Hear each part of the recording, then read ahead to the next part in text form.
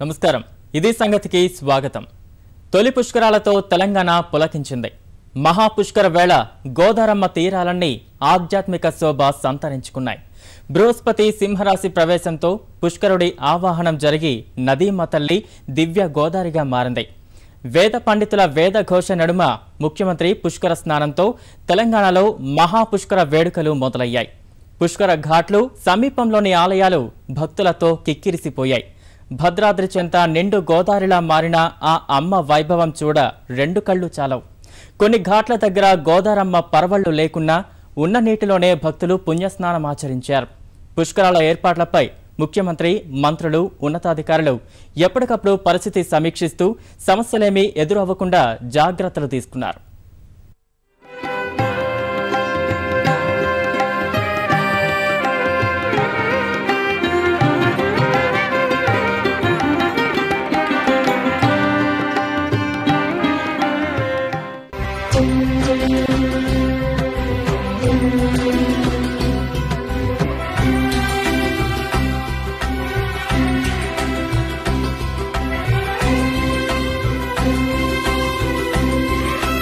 తెలంగాణ రాష్ట్రం తొలి పుష్కర స్నానంతో తరించింది మహాపుష్కరం వేళ గౌతమి తీరాలన్నీ మహోజ్వాల భక్తితో ప్రజ్వరిల్లాయి 12 రోజుల పాటు రాష్ట్ర వ్యాప్తంగా జరిగే ఈ సంరంభానికి అంకురార్పణ కరీంనగర్ జిల్లా ధర్మపురి ఘాట్లో జరిగింది లక్ష్మీ నృసింహస్వామి ఆలయం నుంచి వేద పండితుల మంత్రోచ్చారణల నడుమ గోదావరి వరకు సాగిన శోభాయాత్ర అంగరంగ వైభవమే ముఖ్యమంత్రి చంద్రశేఖరరావు సహా 7 పీఠాధిపతులు యాత్రలో పాల్గొన్నారు బృహస్పతి సింహరాశిలోకి మారే ముహూర్తమైన 6 గంటల 23 నిమిషాలకు వేద పండితుల వేదఘోష నడుమ పుష్కరుడు గోదారమ్మలోకి ప్రవేశించాడు 3.5 కోట్ల తీర్థాల్ని గోదారమ్మలో కలిపి 33.5 కోట్ల మంది దేవతల్ని నదిలో మమేకం చేసిన తరుణంలో తెలంగాణ మొత్తం పుష్కర మునక వేసి సకల పాపహరణంతో పాటు వేల జన్మల పుణ్యాన్ని దక్కించుకుంది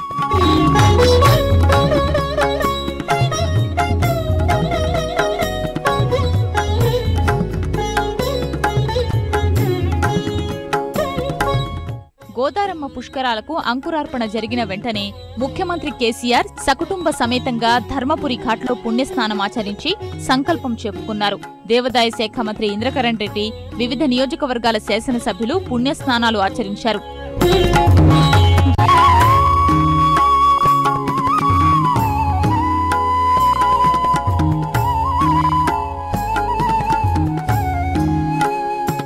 పుణ్యస్నానాలు ఆచరించిన తరువాత ధర్మపురి బస్టాండ్ కూడలిలో పుష్కర పైలాన్ను కేసీఆర్ ఆవిష్కరించారు కందుకుర్తి దగ్గర రాష్ట్రంలో అడుగిడిన గోదారమ్మకు పెద్దదైన తొలి పుష్కర ఘాట్ను ప్రభుత్వం ధర్మపురిలో ఏర్పాటు చేసింది ఈ ఘాట్లో పుణ్యస్నానం ఆచరించేందుకు భక్తులు రాష్ట్రం నలుమూలల నుంచి తరలివచ్చారు స్నానం అనంతరం లక్ష్మీ నృసింహస్వామి దర్శనానికి భక్తులు పోటెత్తారు పుష్కరుడి ఆవాహనం జరిగే సమయంలో చినజీయర్ స్వామీజీ భద్రాచలం ఘాట్లో గోదావరి తల్లికి ప్రత్యేక పూజలు నిర్వహించారు భద్రాద్రిలో జరిగిన పుష్కర ప్రారంభ వేడుకలకు మంత్రులు హరీష్ రావు తుమ్మల నాగేశ్వరరావు భారతీయ జనతా పార్టీ రాష్ట్ర అధ్యక్షుడు కిషన్ రెడ్డి హాజరయ్యారు రామయ్యను దర్శించుకున్నారు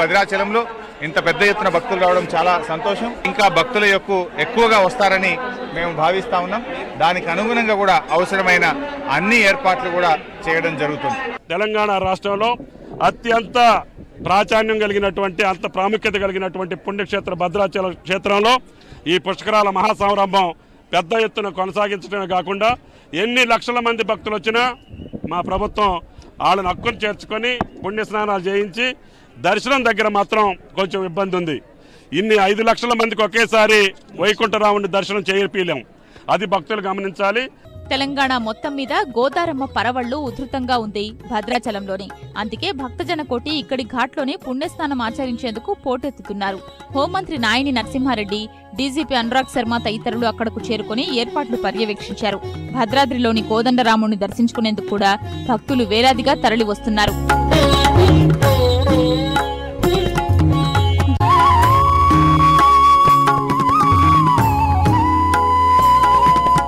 త్రివేణి సంగమంగా పిలుచుకునే కాళేశ్వరంలో పుణ్య పుష్కర స్నానం నిర్వహించేందుకు భక్తులు భారీగా తరలివచ్చారు మంత్రులు తలసాని శ్రీనివాస్ యాదవ్, శాసనసభ్యుడు పుట్టా మధు ఏకాదశ పూర్ణ కలశాలతో పూజలు నిర్వహించారు. అనంతరం పండితులతో కలిసి గోదావరి తీరానికి ఊరేగింపుగా తరలివచ్చారు. కోలాటాలు భజనల మధ్య ఊరేగింపు కన్నుల పండుగగా సాగింది. ఆర్థిక శాఖ మంత్రి ఈటెల రాజేందర్ కూడా సతీ సమేతంగా గోదావరిలో పుష్కర స్నానం ఆచరించారు.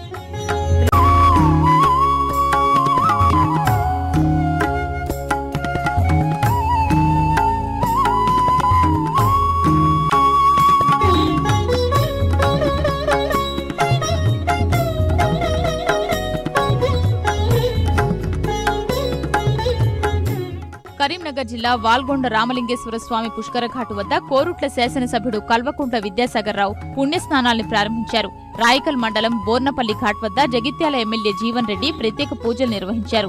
రామగుండంలో ఎమ్మెల్యే సోమారపు సత్యనారాయణ పుష్కరాలకు అంకురార్పణ చేశారు. మంథనిలో పుష్కర ఘాటు భక్తులతో సందడిగా మారింది. చదువుల తల్లి సరస్వతీదేవి నిలయమైన బాసెర దగ్గర గోదారమ్మ మహాపుష్కరాల్ని మంత్రి జోగురామన్న శాస్త్రోక్తంగా ప్రారంభించారు. గోదారమ్మ ఝరిలో పవిత్ర స్నానం ఆచరించిన భక్తులు సరస్వతీ మాత దర్శనానికి పోటెత్తారు. మరి ఏర్పడినటువంటి రాష్ట్రంలో ఈరోజు కేసీఆర్ గారి నాయకత్వంలో ఈ విధంగా మరి గోదావరి పుష్కరాల కార్యక్రమాన్ని మరి ఈరోజు ఒక అధికార పార్టీ ప్రతినిధిగా మరి ఇలా ఈ పుష్కరాలను ప్రారంభించడం నిజంగా నా అదృష్టంగా నేను భావిస్తా ఉన్నాను. నా జన్మ నిజంగా ధన్యమైనట్టే. మంగపేటలో గోదారమ్మ మహాపుష్కరాల అంకురార్పణ పూజాధికాలు ఉప ముఖ్యమంత్రి కడియం శ్రీహరి నిర్వహించారు. పుష్కర స్నానాలకు భారీగా తరలివచ్చిన భక్తులతో పుష్కర ఘాట్ కిక్కిరిసిపోయింది. సమీపంలోని ఆలయాలన్నీ ఆధ్యాత్మిక శోభను సంతరించుకున్నాయి. పోచంపాడులోని పుష్కరాల్ని మంత్రి పోచారం శ్రీనివాస్ రెడ్డి ప్రారంభించారు. ఈ పుష్కర వేడుకల్లో నిజామాబాద్ ఎంపీ కవిత, ఇతర ప్రజా ప్రతినిధులు పాల్గొన్నారు. ఘాట్లకు సమీపంలోని ఆలయాల్లో భక్తుల రద్దీ అధికమవుతోంది. పుష్కరాల తొలి రోజునే పుణ్యస్నానం ఆచరించి దగ్గరలోని దేవదేవుణ్ణి దర్శించుకునేందుకు భక్తులు ఆసక్తి చూపారు. ఎక్కువ మంది భక్తులు వచ్చిన భద్రాచలంలో స్వామివారి దర్శనానికి కనీసం 4 గంటల సమయం పట్టింది. ఆలయం ఎదుట కిలోమీటర్ దూరం పైగా భక్తులు బారులు తీరారు. కొన్ని ప్రాంతాల్లో ఆలయం వరకు వేసిన రహదారి రవాణా సంస్థ బస్సులు కొరత కారణంగా సారపాక నుంచి భక్తులు నడిచి వెళ్లి మరీ కోదంటపాణిని కనులారా చూసి తరించారు.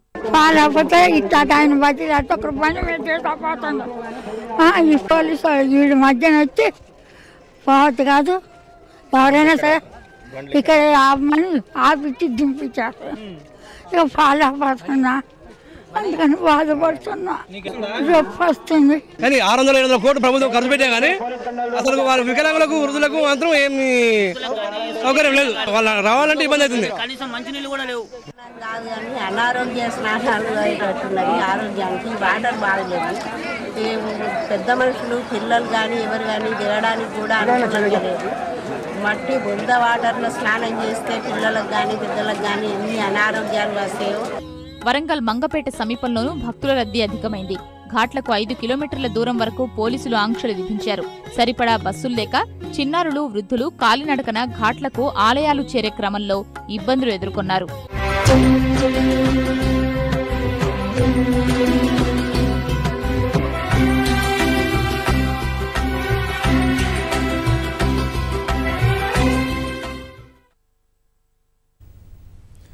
ఎవరో చేసిన నేరానికి మరెవరో బలయ్యారు.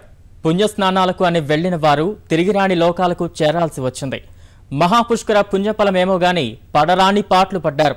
మృతులకు రెట్టింపు సంఖ్యలో గాయాల పాలైన ఆసుపత్రుల్లో చేరారు. అందుబాటులో ఉండాల్సిన యంత్రాంగాల నిర్లక్ష్యం, అలసత్వం, అజాగ్రత్తలు, సమన్వయలేమి ఇలా కారణాలు ఏవైనా అమాయక ప్రజలే భారీ మూల్యం చెల్లించాల్సి వచ్చింది. పుష్కర సంబరాల తొలి రోజే చోటు చేసుకున్న అపశృతి మిగిల్చిన విషాదం ఇది. ముఖ్యమంత్రి అక్కడే ఉన్నారు, ఉన్నతాధికారులు ఉన్నారు. కనీ విని ఎరుగని రీతిలో చేశామన్న ఏర్పాట్లు పూర్తయ్యాయి. కానీ ఇంత కష్టం ఎందుకు వచ్చింది అంటే ఈ ప్రశ్నకు మాత్రం ఏ ఒక్కరూ స్పష్టమైన సమాధానం ఇవ్వలేని దుస్థితి. తమ వంతుగా ప్రభుత్వం అయితే తక్షణం స్పందించి బాధితులకు అండగా నిలిచింది. మృతుల కుటుంబాలకు 10 లక్షల రూపాయల పరిహారం ప్రకటించింది. తొక్కిసలాటపై న్యాయ విచారణకు ఆదేశించింది. కానీ అక్కడితోనే అంతా అయిపోయిందా? అసలు తప్పు చేసిందెవరు?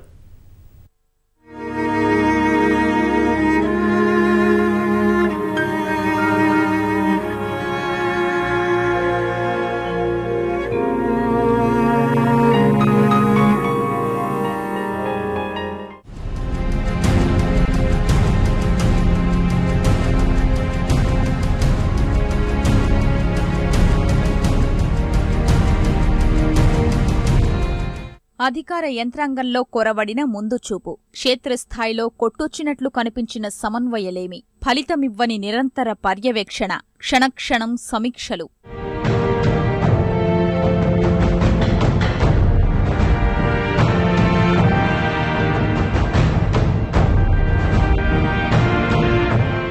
కారణాలు ఏవైతేనే 27 మంది బలైపోయారు, మరో 70 మంది వరకు గాయాల పాలయ్యారు. పుష్కర గోదారిలో పుణ్యస్నానం ఆచరించడానికి వచ్చిన పాపానికి మరెందరో ప్రాణాలు పణంగా పెట్టాల్సొచ్చింది. అధికారుల్లో జాడలేని అప్రమత్తతకు అమాయక భక్తజనం తిరిగి తెచ్చుకోలేనంత భారీ మూల్యం చెల్లించాల్సొచ్చింది. బతుకు జీవుడా అని ప్రాణాలు కాపాడుకోగలిగిన వాళ్లు ఆస్పత్రుల పాలవ్వాల్సొచ్చింది. భారీ సంఖ్యలో చేరుకున్న భక్తజనం, భారీగా ఏర్పాట్లు చేశామని చెప్పుకున్న ప్రభుత్వం, ఏ ఒక్కరూ ఊహించని విషాదమిది. పడిపోయిన వాళ్లు పడిపోయినట్లే, కింద పడ్డవారు పైకి రావడానికి లేదు, పైన ఉన్నవాళ్లు కిందికి వెళ్లడానికి లేదు. మహాపుష్కర ఆరంభమైన కొద్దిసేపటికే జరిగిన తొక్కిసలాట నుంచి త్రుటిలో బయటపడిన ప్రత్యక్ష సాక్షుల ఈ మాటలు చాలు.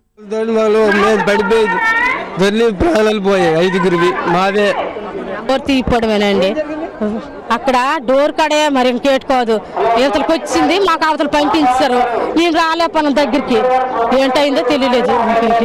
ఏం కాదు సార్, ముందు ఎంట్రన్స్ గేట్ ఉందా, గేట్ దగ్గర మీ ముగ్గురు మీ ఎంట్రన్స్ లో ఉన్నాం, తీయండి తీయండి కాపాడండి అంటే తీయలేదు కాపాడండి అన్నా తీయలేదు. మరి అది మా సడన్ చచ్చిపోయింది, నీళ్లు పోలాలకు చచ్చిపోయి మట్టికి వెళ్ళిపోయారు అంత మొత్తం. ఊడిపోతే బ్రతుకును, గేటు ఊడిపోతే బ్రతుకును, 6 ప్రాణాలు ఊడకే. ఆ సమయంలో భక్తులు ఎలాంటి పరిస్థితి ఎదుర్కొన్నారో చెప్పడానికి. ఈ గందరగోళంలోనే తొక్కిసలాటలో చిక్కి అమాయకులు ప్రాణాలు కోల్పోయారు. మృతి చెందిన వారిలో మహిళలే అధిక సంఖ్యలో ఉన్నారు.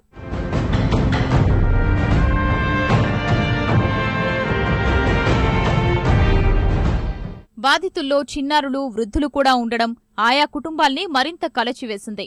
ఉత్తరాంధ్ర జిల్లాల నుంచి వచ్చిన వారే ఎక్కువ మంది ఈ ప్రమాదంలో చిక్కుకున్నారు. శ్రీకాకుళం జిల్లా నుంచొచ్చిన వారిలో అత్యధికంగా 10 మంది మృత్యువాత పడినట్లు తెలుస్తోంది. అయిన వారిని కోల్పోయిన ఆర్తనాదాలతో పుష్కరఘాట్, రాజమండ్రి ప్రభుత్వాసుపత్రి పరిసరాలు హృదయ విదారకంగా మారాయి.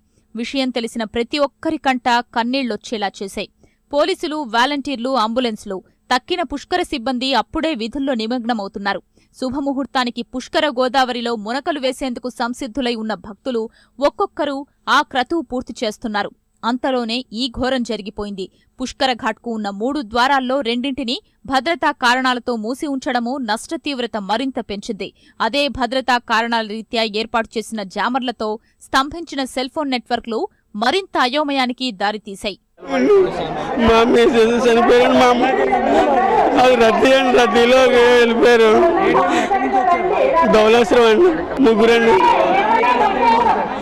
మా మిస్సెస్ అండి, మా అమ్మగారు చనిపోయారండి. అదే తోసుకుండేవారండి, జనాల్లో వచ్చేసారు, జనాల్లోకి బాగానే ఎవరు లేరు పట్టించుకున్న వాళ్ళు.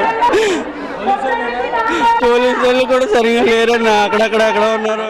144 ఏళ్లకొకసారి వచ్చిన మహాపుష్కరాన్ని అంగరంగ వైభవంగా నిర్వహించేందుకు కొన్ని నెలల ముందు నుంచే ముమ్మర సన్నాహాలు చేశారు. పుష్కరాల సమయం దగ్గర పడుతున్న కొద్దీ స్వయంగా ముఖ్యమంత్రి చంద్రబాబే దగ్గరుండి అన్ని పర్యవేక్షించారు. అధికారులతో సమీక్షలు, క్షేత్రస్థాయి పర్యటనలతో చరిత్రలో గుర్తుండిపోయేలా పుష్కరాలు నిర్వహించాలని పదే పదే పునరుద్ఘాటించారు. శోభాయాత్ర, సోమవారం సాయంత్రం గోదావరి హారతి, అట్టహాసంగా ప్రారంభోత్సవ కార్యక్రమంతో అందరి దృష్టి ఆకర్షించారు. ప్రపంచ స్థాయిలో చర్చకొచ్చే స్థాయి తీసుకురావాలన్న ఈ మహాప్రయత్నంలో ఊహించని అపశృతిగా తొక్కిసలాట చోటు చేసుకుంది. ఫలితం అదే ముఖ్యమంత్రి విషణ్ణ వదనంతో ఖిన్నుడవ్వాల్సొచ్చింది. దీన్ని సక్రమంగా జరిపించాలని చెప్పి అన్ని విధాల చర్యలు తీసుకున్నాను.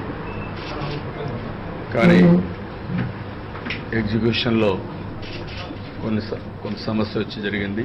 అవసరమైతే అట్మోస్ట్ కేర్ ఇమ్మీడియట్గా ప్రైవేట్లో ఉండే ఎక్స్పర్ట్స్ కూడా పిలిపించి కేర్ తీసుకుంటున్నాం.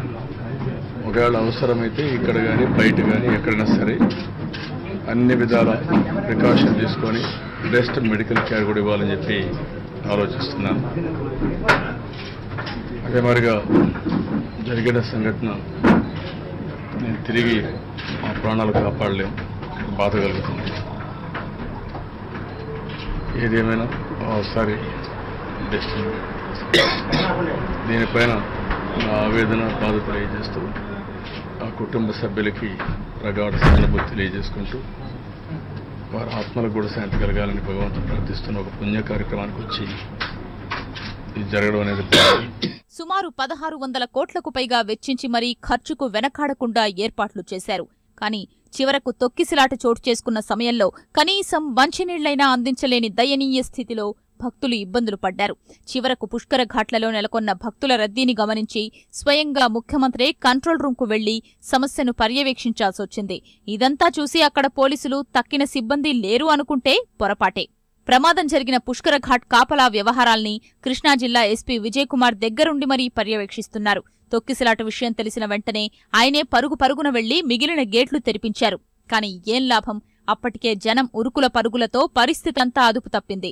ప్రత్యక్ష సాక్షిగా ఉన్న ముఖ్యమంత్రి మాటల్ని బట్టి చూసినా ఆయన గమనించేసరికే పుష్కర ఘాట్లో కొంత అలజడి నెలకొంది. ఇంకా కుటుంబాలకి ఒక్కొక్కరికి 10 లక్షల రూపాయలు ఎక్స్‌గ్రేషియా అనౌన్స్ చేస్తున్నారు. 10 లక్షల కుటుంబాలను తేలేను కానీ మనుషులు తేలేను కానీ ఆ కుటుంబాలను ఆదుకోవడం నా బాధ్యత.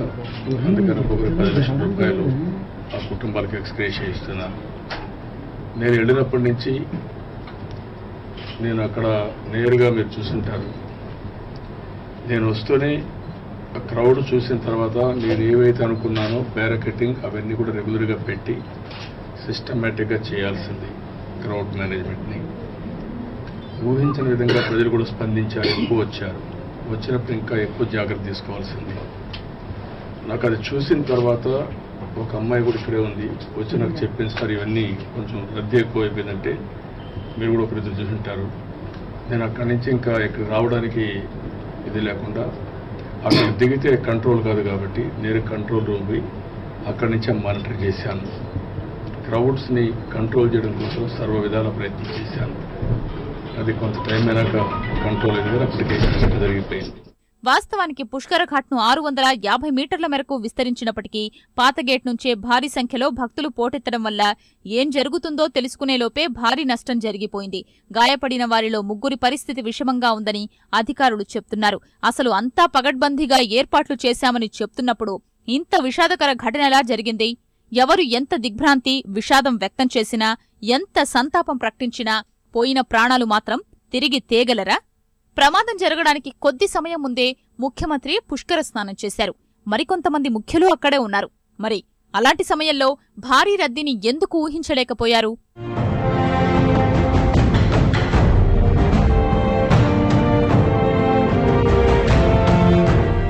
అవసరమైన ఏర్పాట్లు ఎందుకు చేయలేకపోయారు?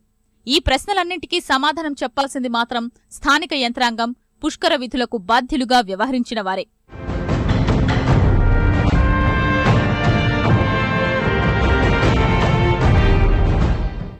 పుష్కరాలు కానీ 50 మంది వచ్చామండి మొత్తం. అప్పటికి ఆల్రెడీగా జనాలు ఎక్కువైపోయిన తర్వాత అలాగా గేటు ముందుకు వచ్చాం. సమయంగా 6 నుంచే 9 దాకా కూడా గేటు తీయలేదు. అయితే ఏంటండి మళ్ళీ ఒకే చుట్టూ మళ్ళీ తీసేసి ఫ్రూటింగ్ ఎక్కువైపోయి కుమ్ముకెళ్ళిపోయారు. మా వాళ్ళు ఇంకా 3 ఉన్నారు. వాళ్ళు ఉంటారో లేదో మా తెలుగు హాస్పిటల్కి తీసుకుని వెళ్ళిపోయారు. మా అమ్మగారు మళ్ళీ చచ్చిపోయారు. అక్కడైతే తాగడానికి మరి నీళ్ళు చుక్కలు కూడా లేవు. పుష్కరాలకు వచ్చాము, పోలీసులు బందోబస్తు లేక జరిగింది. ఇప్పుడేం జరగట్లేదు. మొత్తం ఒకేసారి గేట్ వదిలేసారు. మొత్తం 18-20 మంది చనిపోయారు. ముందు అనుకున్న ప్రకారమైతే పుష్కరాల రేవు, కోటిలింగాల రేవు, విఐపి ఘాట్ ఈ 3ంటిని ప్రధానమైన ఘాట్లుగా గుర్తించిన రాష్ట్ర ప్రభుత్వం తగ్గట్లే ఏర్పాట్లు చేస్తున్నట్లు ప్రకటించింది. విఐపి ఘాట్గా మారిన సరస్వతి ఘాట్లో మొదట ప్రముఖుల్నే అనుమతించాలి అనుకున్నా రద్దీ రీత్యా సామాన్యులకు అవకాశమిచ్చేందుకు అంగీకరించారు. ఇక పుష్కర ఘాట్ విషయానికొస్తే 2003 పుష్కరాల్లోనూ అక్కడే ఎక్కువ మంది పుణ్యస్నానాలు ఆచరించారు. అప్పట్లో ఉమ్మడి రాష్ట్రం గోదావరి పుష్కరాలకు 5.5 కోట్ల మంది హాజరయ్యారు. ఈసారి ఆ సంఖ్య 10 కోట్లు దాటుతుందని ముందు నుంచి చెప్తూ వస్తున్నారు.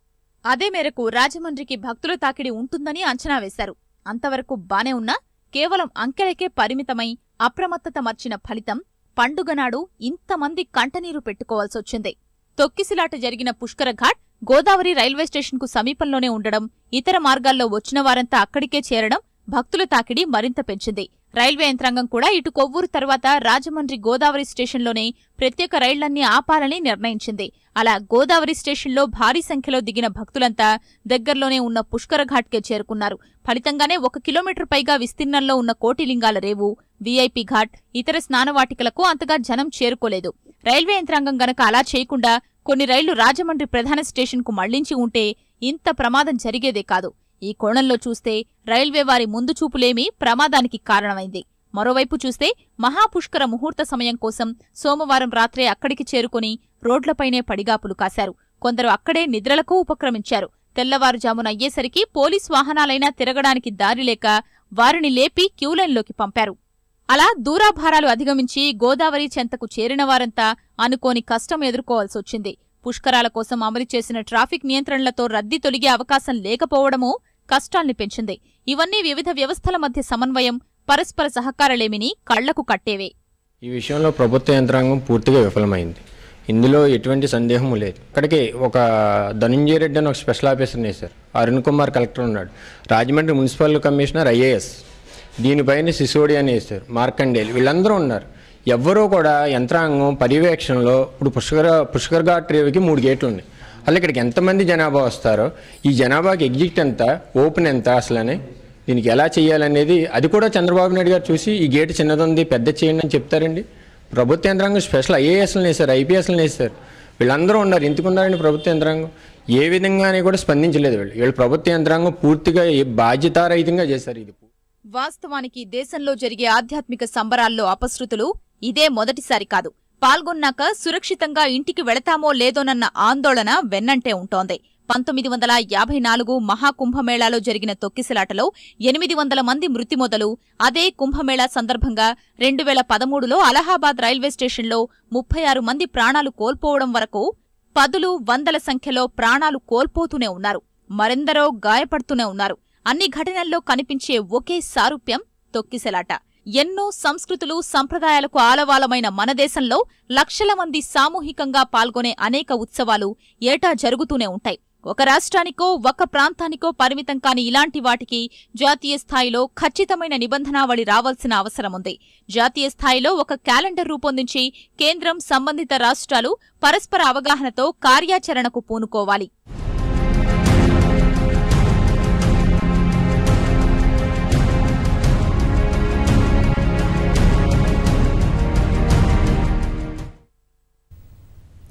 ఇది సంగతి. మరిన్ని విభిన్న అంశాలతో మళ్ళీ కలుద్దాం. నమస్కారం.